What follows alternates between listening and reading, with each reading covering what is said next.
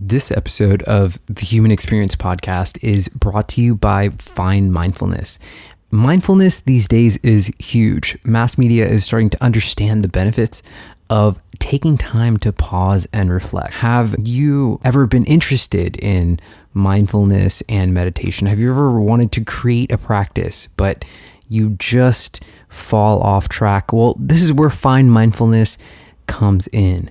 They offer a community that will help you create those powerful, lasting habits that keep you training your mind. Whether you are the CEO of a Fortune 500 company or a college student running a startup, Find Mindfulness can help you. Find Mindfulness is a 30-day program. How often are you looking at your cell phone? Just ask yourself how often you look at your cell phone and then tell yourself that you need to take this course.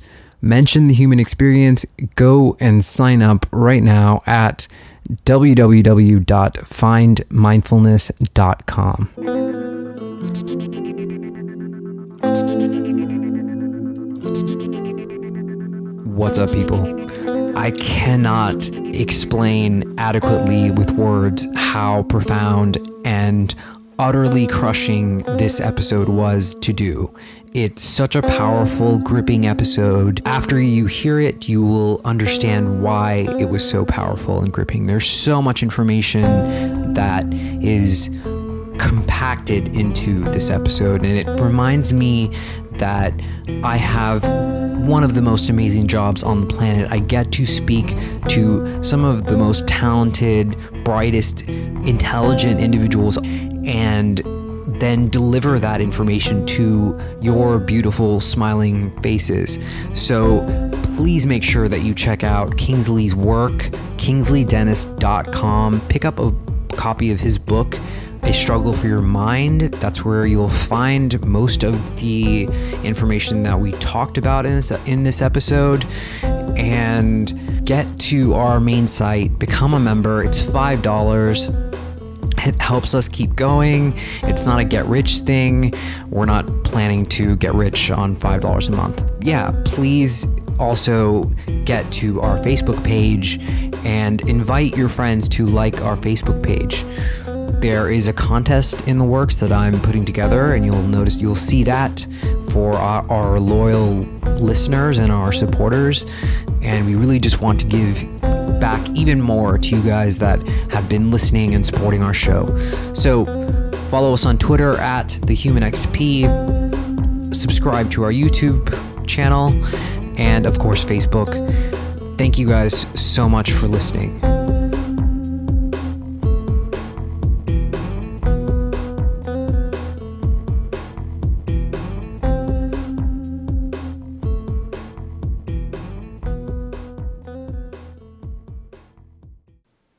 The Human Experience is facilitating your escape from the Matrix as we speak to my guest, Kingsley Dennis. Kingsley, my good sir, welcome to HXP. Xavier, thank you for inviting me. It's a pleasure to be here.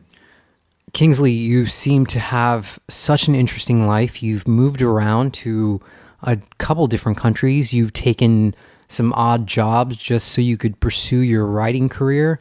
I mean, how did you go through that? Walk us through that. Well, where shall I begin? I don't know whether I've been blessed or cursed, but I had from a very early age, the notion that I wanted to write about things and to learn about the world. So naturally, at the first opportunity after university, I decided to go and wander the world. But in order to do so, I had to pay my way. So I decided to take up teaching in the different countries. And I took up sociology after a while because I wanted to learn about the world that I was moving around in and also being fascinated by different cultures. So my most memorable, I think, time abroad was the 5 years I spent in Istanbul, Turkey, and traveling around that area of the world. And what I realized is that there were parts of sociology, especially I think the systems theory and the systems idea of evolution, Hmm. that I found matched so well with some of the Oriental teachings, let's say the wisdom streams. But in fact, I think Western science was trying to look at it from a different perspective. So eventually, I decided to come back and after a bout of teaching to really get into study of social systems, consciousness, human development, evolution, and all these streams, which more or less brings me back to where I am today. I mean, I love your writing style cuts like a knife. I just want to read the passage, the back passage of your book here, The Struggle for Your Mind. Within society, there exists a silent war. The battlefield is our everyday lives, our education, our work, our leisure, our emotional and spiritual well-being, and our thinking and perceptions. Our very sense of reality is deliberately engineered to work against conscious evolution and preserve social norms. In short, we are all part of a war of consciousness, and the opportunity is at hand for us to win. Wow. Sounds good on paper, yeah? Yeah, I mean, what motivates you to write about this type of subject? Well, again, Xavier, I think it's the blessing or the cursed element, the yin yang, is that from a very early age, I always sensed that something wasn't quite the way it was, and that this thing that we call reality was not a set medium. So, I mean, I think that actually underlies all my searching is trying to get at the core of that, and what's at the core of it is really what we try to understand as human consciousness. For me, everything goes back to human consciousness. The way that we perceive the world around us, our belief sets, really makes up the world that we inhabit. So, if everyone around us believes something, we tend to fall into that. And it's when you look into it, in fact, it's so easy for conditioning, both social conditioning and mental conditioning, to take place. In fact, it's always taken place since I think since the earliest days of civilization. Once you have civilization, you have to have a kind of consensus reality.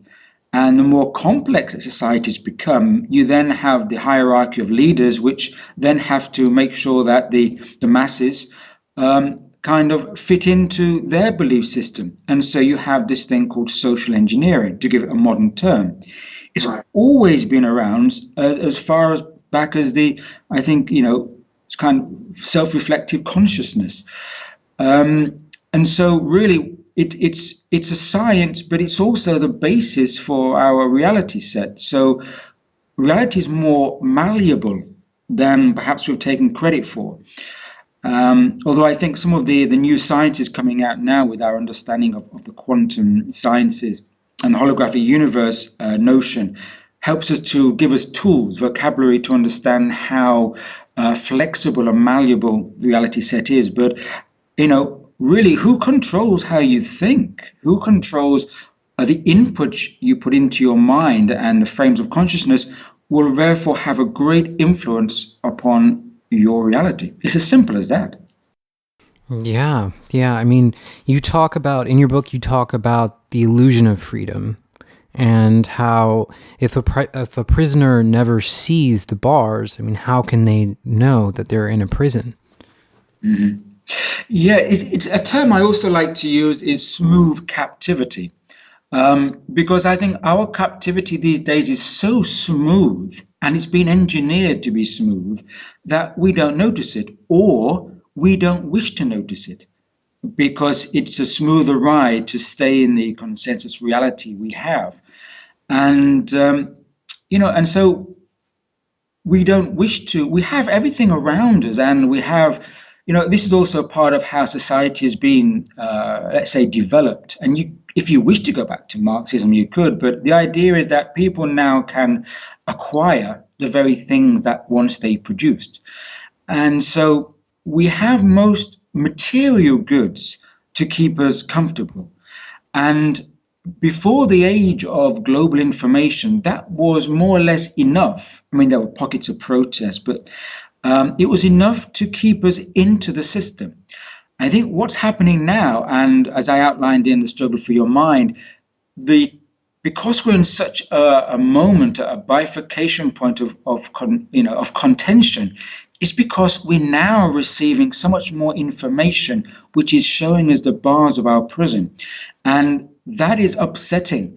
Let's say the status quo of our societies, because we're beginning to see beyond the smooth captivity, and that is, in one sense, a tool for empowering people individually, but it's also a tool for rocking the boat. And so I think in the years to come, and possibly in decades, this kind of melting pot of information, communication technologies, global information technologies, human empowerment, connectivity, communication, consciousness, it's all really going to boil over, and no one knows where it's going at the moment, and that's why it's exciting and also unstable times.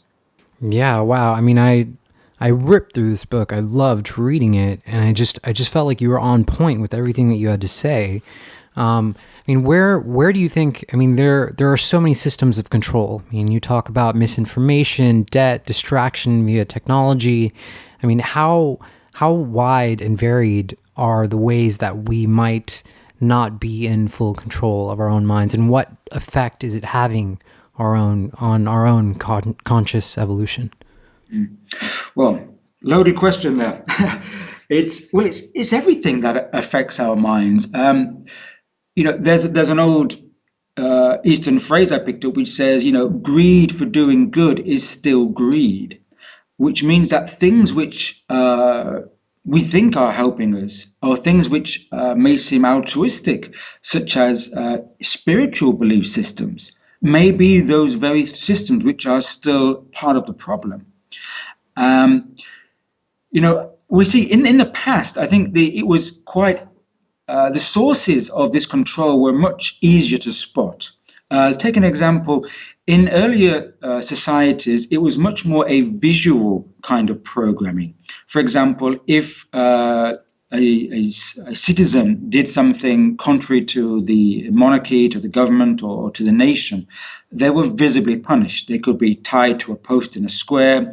They could be put into chains. They could even be guillotined or hanged or executed publicly. And that gave everyone a warning to stay in their place and don't mess with the system. Mm-hmm. You can't get away with that today. I'm sure some governments would probably like to put people to a pole or something. You can't get away with it in our so-called democratic societies, obviously. So it's a much more smooth way of doing it, and we don't notice it. And it's kind of like function creep. It creeps into all our methods and in everything from school to everything, our peers. And even I think one of the problems we're having today, I see around us, is that one of the, I think it can be quite dangerous, is spirituality itself. And I think this is a point which not everyone points at, is that there has been incredible commercialization of spiritual themes. Even if we mention the New Age movement, which was coming on the end of the great emergence of transcendental technologies and pathways that came into the West post Second World War, even they, I think, have become, in a sense, hijacked as well, and commercialized. And in fact, a lot of these spiritual technologies today are also used a way of kind of brain entrainment, and they are using a sense of cognitive science to try to get us to believe in certain ways. So, in fact, it's not as clear cut about what affects us or not. So, in terms of the question you asked about conscious evolution, I would say that it goes back to something very, very fundamental, which is we have to trust our intuition. We have to trust, if I may say so, Timothy Leary said that we all have an inbuilt bullshit detector. which I think was his kind of cheeky, chappy way of saying that we have this inbuilt conscience and intuition, Right. which I think is coming through a lot more, especially in the younger generation today. I see it coming up because the younger generation are less easy to fool, I think, and they are questioning systems and authority more in a constructive way. So I think we have to go back to ourselves, really, really in a quite a stark way, and question everything that we believe and come in contact with, and try to strip away a lot of the baggage which comes with living in a very dense, rich, and overflowing informationally modern society. Yeah, it's very intriguing. I mean, in the same book, Struggle for Your Mind, you talk about mechanisms in the brain that are merging that allow neurogenetic evolution that will help us throw off these kinds of mental prison. I mean, what is neurogenetic evolution? How does the mechanism work? And I mean, how can we free ourselves? Another loaded question for you. It is, yeah. You like loaded questions. Well, I termed it neurogenetic evolution um, because I think we are learning a lot more about human genetics recently, and especially with our understanding of epigenetics. That is, that previously science told us that genetic differentiation, or let's say mutation, occurred over generations in a larger span of time, biological evolution, you may call it. With epigenetics, we are learning that genomes can actually be influenced and change within a lifetime and intergenerational, which can also be passed on. And so the question is, what influences human genes? And I think when I looked into it, in fact, it mirrors a lot of the older wisdom traditions in that um, biophysics, recent biophysics has investigated how the biophotons are emitted by our DNA and all our physical cells, and this forms a field, which acts like a quantum field throughout the body, which is a way of information, cellular information, being passed simultaneously, like an informational field. And so this biophotonic field is also in resonance to other fields and influences, and such as, let's say, sounds, certain sound waves, which we can relate to the science of mantras and zikrs and certain spiritual techniques. Also, color as well. And so I mentioned, for example, there are places which have specific color orientations, such as use of stained glass windows in churches, and also the colors on in rooms.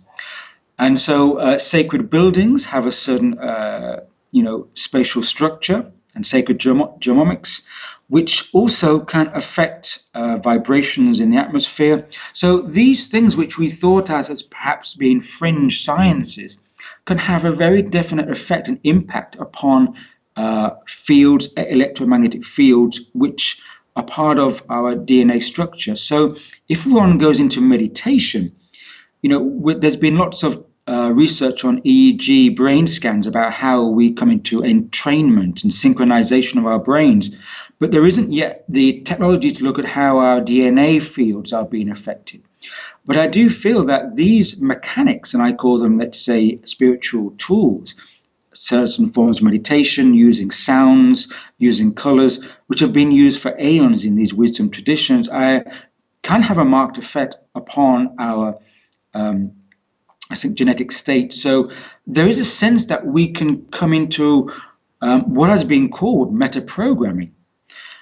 I think there is a sense, and this was touched upon in the America in the 60s with scientists like John Lilly, who worked with isolation tanks. Again, Timothy Leary looked at this, and several others, which they called it meta-programming. So I think there is a way that we can consciously try to work in programming the very structure, the very cellular and internal structure of the human body that can work towards, let's say, opening up our own latent faculties and capacities, which really is not really been out in the mainstream much.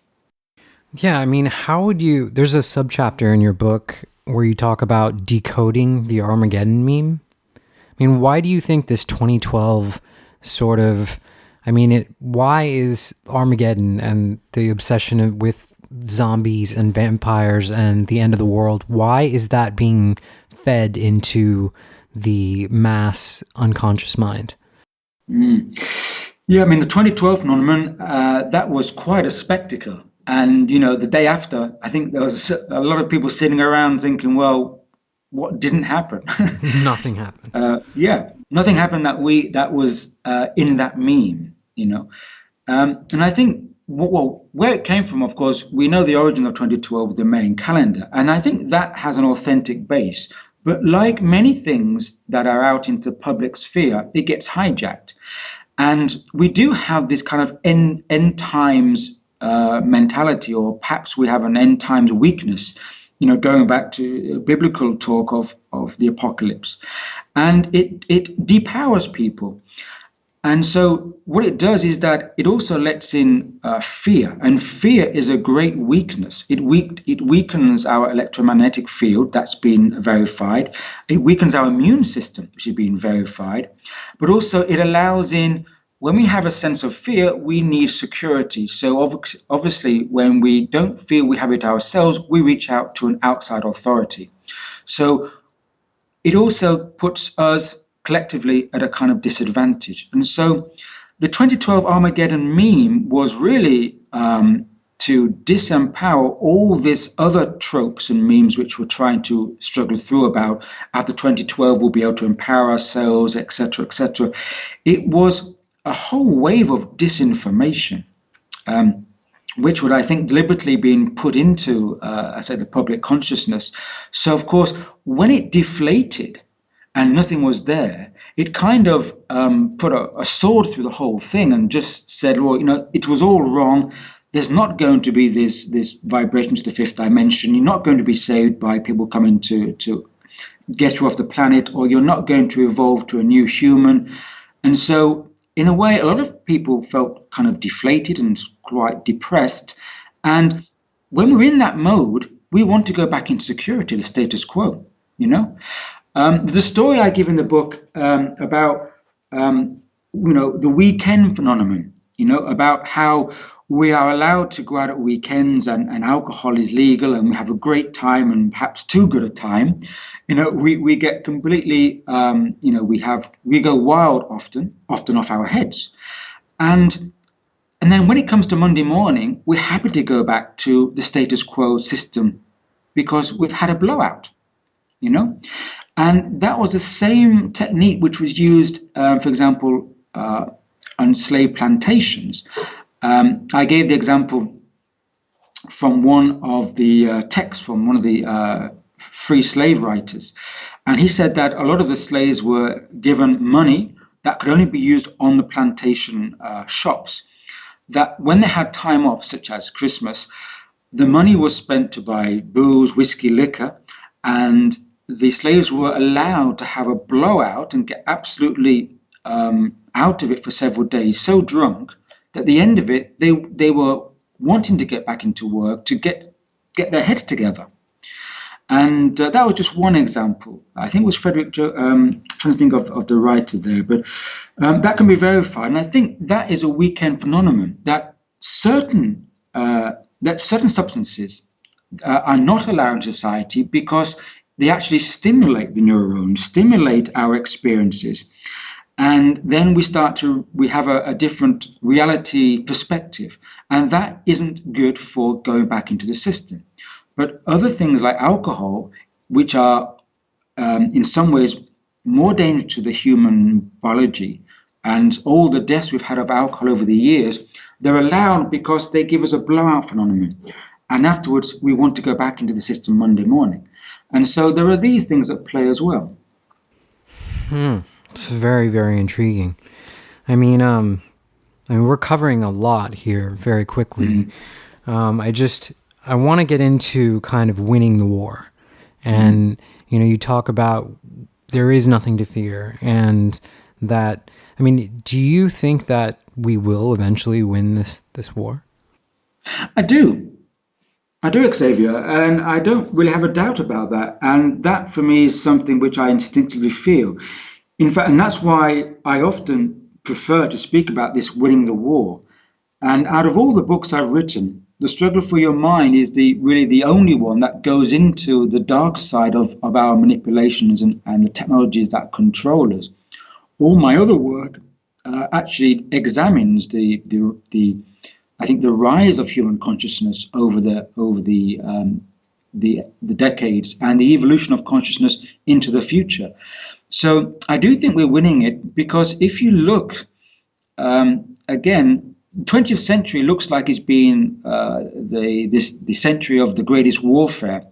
But if we look at it in terms of the inner landscape, it's been a century with great exploration, innovation, and experimentation of the human inner landscape. And not, we've had the rise of, let's say, transcendental technologies, the rise of experimentation with the inner landscape in whatever form that may take.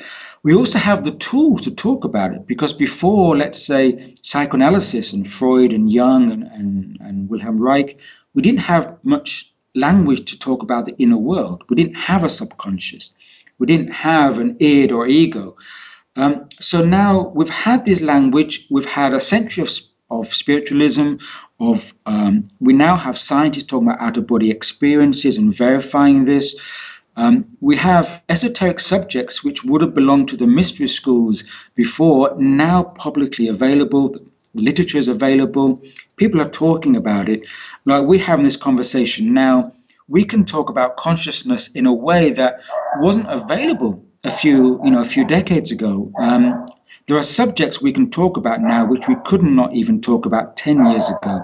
So I think the inner landscape of the human being has really expanded tremendously. And I think this is a sign that there's a different shift in human evolution, which we call conscious evolution. And so what I think is important now is that we are conscious that we can participate in our evolution as a species, in our societies, and take more control of that instead of being at the whim of evolutionary forces. So now I think we're coming to a different playing field. And this is what is going to be tricky, is that the playing field now is known more or less by both sides. Those who are, let's say, in control or authority of social systems, and ourselves, the people, And technology is coming into that as well, and which is going to be a major factor. But now there's so much information out there, so much experimentation, sharing of processes, coming together as groups, helping each other, working with our peers, experimenting and journeying together, that I feel that there is a greater, let's say, weight coming over now to individual self-exploration, which wasn't there before, and we can win this. I mean, all of your books seem to kind of revolve around this. I mean, in Breaking the Spell, you talk about overcoming this social conditioning and this disconnection from the universe. I mean, what are some of the ways that you would say would be useful in helping someone free themselves to connect to life more? Well, the first thing really is you cannot really start until you start to be asking the right questions. And asking the questions, it really gets the ball rolling. As you say, we don't know we're in a prison until we see the bars. So the first thing to say that we realize that we are in a reality set that is socially engineered. Now, that may not be a bad thing, just as the ego is not a bad thing in its place. We have to survive in this physical world. I don't support going into a cave and being a hermit. We're lived in this world, and so we need a certain amount of this conditioning around us. But it's being aware of what the conditioning is and when it's operating. And we need to take a step back from that. And in fact, I think both in the end of Struggle for Your Mind and in another work, Breaking the Spell, you mentioned, I talk about some techniques such as stepping away, whereby we can learn to recognize what is distracting around us and to pull our mind back from that distraction. Now, one analogy I give is the drowning person analogy. If a person is drowning in the ocean, the first reaction we have is to go out there, swim out there, and try to save them. And this drowning person is like society. They're trying to be distracting, and if we go out there and we're not prepared, a drowning person will grab onto you, and because they're struggling, they'll pull you down with them naturally because Yeah. they're struggling. And I think the social systems are struggling, and you can see that because they're trying to make so much noise to distract us because they know that we're seeing them for what they are. The emperor has no clothes, so they're making more noise. But if we go to where the noise is, if we go to where the drowning person is, they're likely to pull us down. Coast Guards say that, unless you're trained, be careful of going out there. So I would say, careful of giving these events, these systems, your attention, because they're addictive and they will pull you in. We need amount of stepping back, pulling back our minds, pulling back our attention away from that, and be mindful of what information we receive. Information programs us. Do we want information that's always negative, that brings us down, that pulls us in? What information channels are we using? Let's use our instinct. Let's use our, as Larry said, our bullshit detector, and look for those channels of information that we feel resonate with us. We have to be more discerning. I think for so long that we were consumers of information because information was one way. The television threw stuff at us. Before that, the radio threw stuff at us. Now we can be proactive. Information is not one way, it's multiple. We can go out there, we can produce our own information. We're prosumers, not consumers anymore. We produce information, and I think that we should take a much more active role about what we want to engage with, what we want to receive and allow into us, and learn to step away and distance ourselves from the rest. And I think we have to be more aware of this and aware of where our priorities lie, because what we take in will be part of our programming, and we have an active role and a responsibility to take care of that. Wow. I mean, I just feel your words cut as much as these in your book as much as in this interview, and I love everything that you're saying. Do you feel as if, like you said, when you see a person drowning and they tend to kind of be in this fear state and they bring you down with them, do you feel like living a sort of solitary lifestyle is a cure for that? Well, I think everything should be taken in moderation. Anything in extreme is not good for you. If you have a headache, you take a penicillin, okay, yeah, an aspirin. But if you take 100 penicillins, you're not going to wake up. So everything is going to be in moderation. If you feel you need a moment of solitary peace, take it. I think being alone and having some solitariness is healthy. We should not be afraid to be alone. We should not be afraid of silence because the world is full of chatter. But I don't think that we should be solitary all our lives like a hermit. We should learn to take responsibility to make the choice of when do we need something like being alone and how much of it.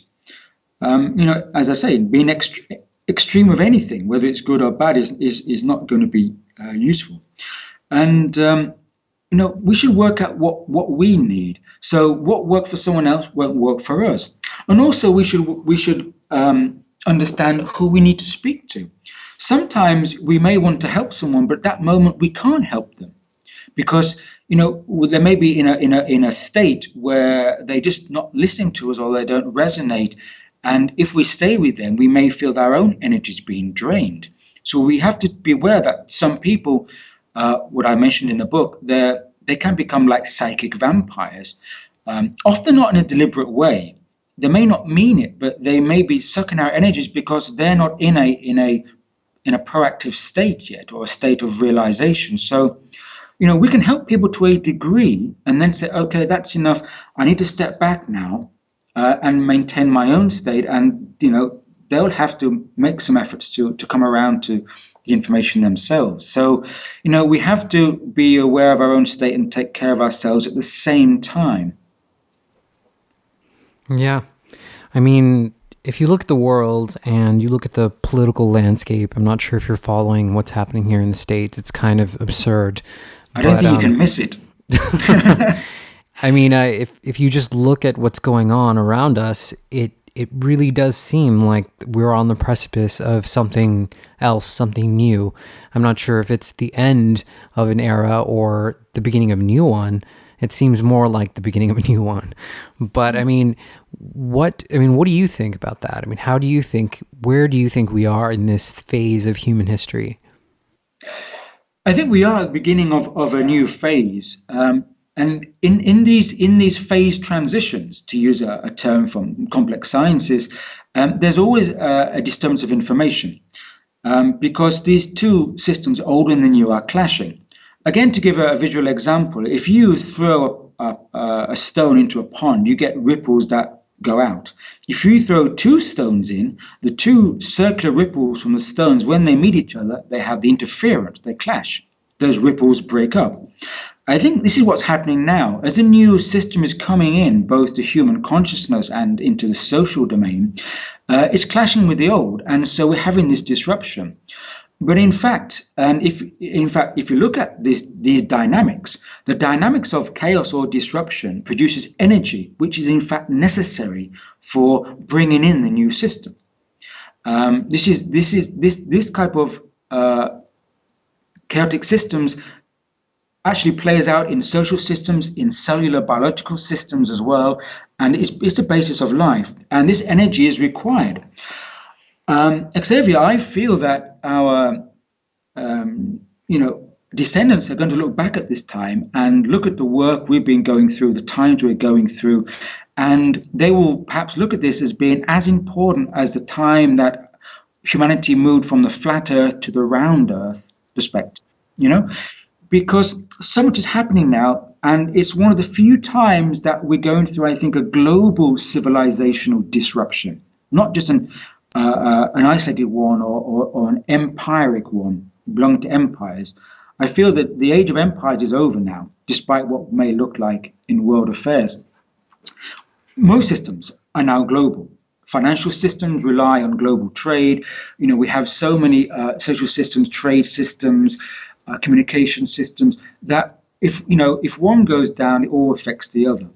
And so there's this rippling. Now, what we may see in the political systems is that the political systems of this so-called democracy are not functioning anymore.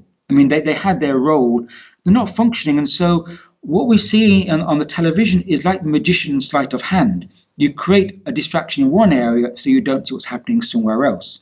So all this political fanfare and all the Trumps and the Clintons of the world, they're creating a lot of noise.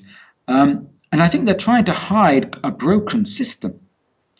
And I think what we need to do is really, instead of just watching the debates or the arguments, however you wish to call them, we should be looking at the people who are talking about, what are better systems out there. And I see some of the conversations from the younger generation being very constructive about what are perhaps better political systems, but we may have to wait a new generation for them to come in. But I wouldn't take too much notice of the fanfare. As I say, don't look at what a person says. Observe their actions, and that tells us a lot more. I mean, I'd like to talk a little bit about your book, Dawn of the Akashic Age. What motivated you to write that? Yeah, that book I wrote in collaboration with my colleague Irvin Laszlo. And in fact, what came about was Irvin had written previously a book about 2012, about how there will be change coming around 2012. Not on the meme or the Mayan calendar. It was just a point to say systems will be changing because the new ways of thinking are coming in. So he approached me and said, would you like to write a book about how will systems be, how will the world be in 2020?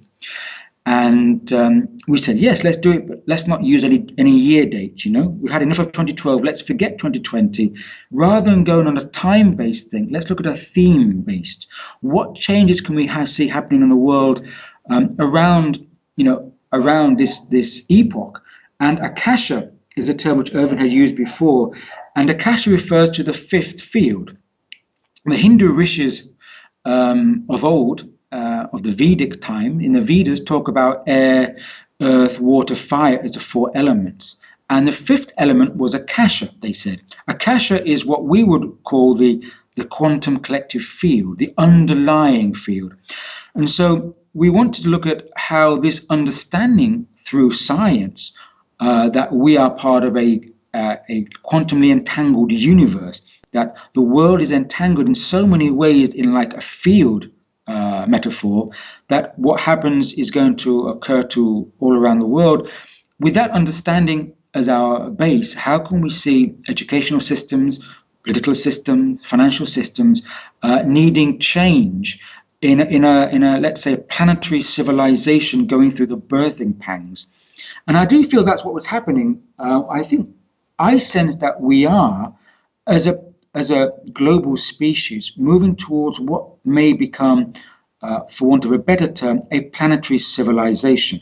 But how we get there is going to be a different matter, because I'm not referencing the Borg from Star Trek. I would abhor this kind of collective unitary mind society.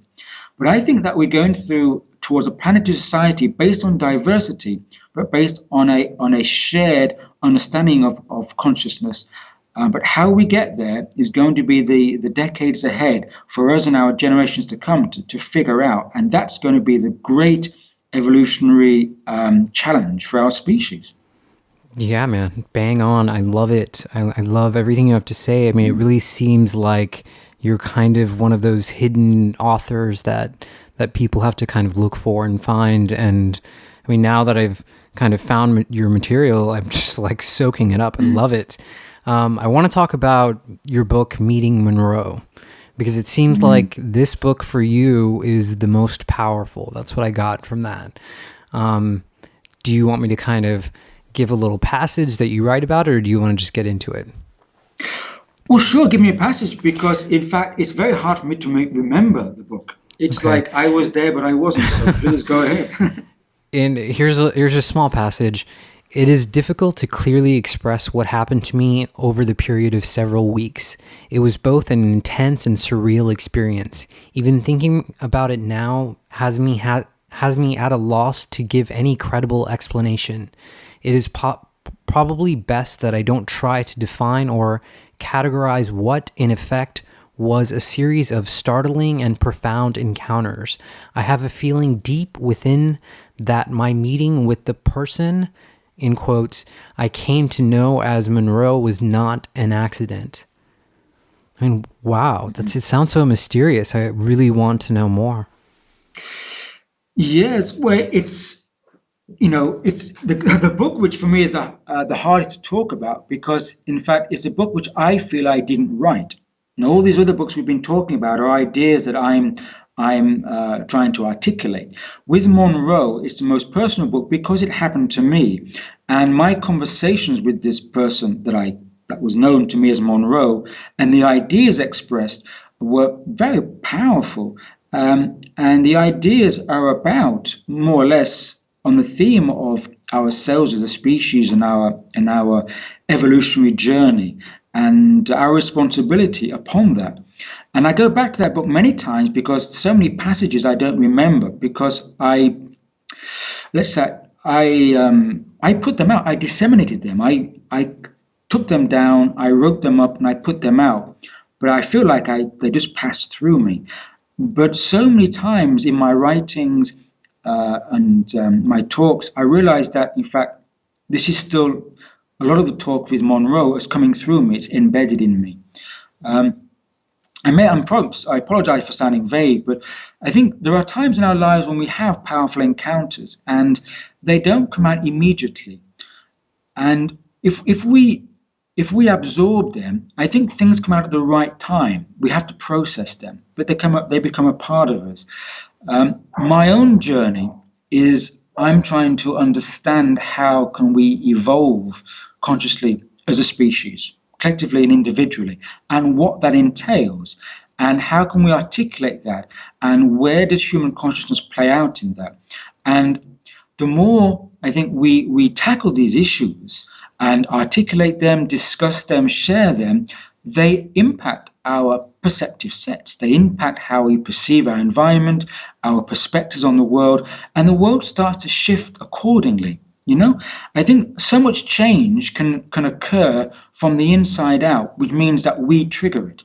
If we take responsibility to think in a different way, to speak in a different way, to engage in life in a different way, then the manner, our tools of perceiving the world around us start to shift and adjust according to our perspective. And I think that's part of maybe a quantum entangled universe or a matrix universe, however we wish to call it. We are in a participatory relationship with the world around us. So our perceptive sets, our behavior, our thinking, that all is a part. Nothing is isolated. So if you shift one, if you start to change your mental apparatus, then that has a knock-on effect with how we interact with the world around us. We have to start somewhere. It's beautiful. I love it. Kingsley, we're approaching the end here, man. Is there one single thing through your writing, through your experiences, through your research, that maybe someone who is listening to this show right now, that you could kind of deliver a message to them? Is there something that you would kind of like to say? Well, I would say that if it was possible for me to have this journey, it's possible for anybody. I came from a normal family in a small town in England, and I just had a sense that I need to investigate some things. And everybody has the latent capacity. Everybody can change. Anybody can start to evolve their thinking patterns. It's not down to any elitism. It's not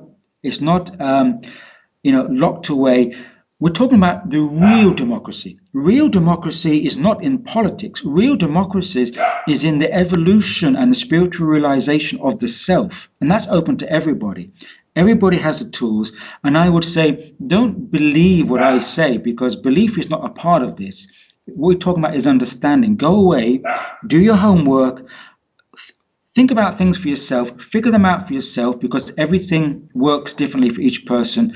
But if I can reach these thoughts, anybody can, and best of luck. I love it, man. Where can people find your work? Perhaps the easiest way is just to Google my name, Kingsley Dennis. I think I was blessed with an unusual name which comes pretty high up on the search engine. Google Kingsley Dennis. I have a website, www.kingsleydennis.com. I have a lot of information on there. I have a link to essays. If you look in the menu bar, I have maybe over 40 essays, all downloadable for free. Read them, do your browsing. There are PDFs to download.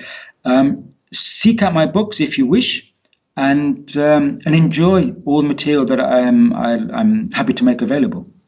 Kingsley, thank you so much for being here, man. I really appreciate it. The book is called The Struggle for Your Mind. This is the human experience, and we are going to get out of here. Thank you, Xavier. A pleasure.